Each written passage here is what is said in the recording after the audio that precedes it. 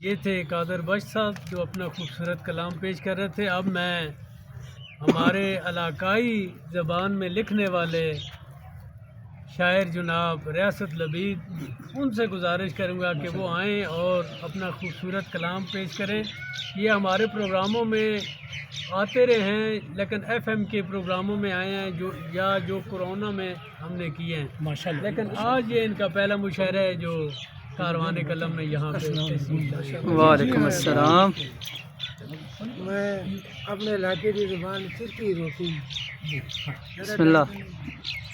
ادھی راتی اٹھ کے پٹی دیں تر پہنائے حالی، ادھی راتی اٹھ کے پٹی دیں تر پہنائے حالی، اگے ڈنگر پیچھے کتا جا موڈے ہل پنجالی، اگے ڈنگر پیچھے کتا جا موڈے ہل پنجالی، بکھاں پٹیا تک کرے دیں بکھاں پٹیا تک کرے دیں موڑے پھرا دے کڈے گالی، پٹی ساری واہ چھوڑی روٹی آنی نہ کوجی کالی، دوروں ویخ رنگ بھوکے چڑھے نہ دریمت ماری آوے چھالی، کیوں آندی تو چرکی روٹی کیڑی کرنی رہی ہے کوالی، مار مار چکے چم چھوڑی نہ ویکھیے گالی پچھالی، منگا پنیا کوکا گمایا جتنی تروڑ کنے نی والی، تروکن لگ پیا وچ پٹی تو آن چھڑایا سالی،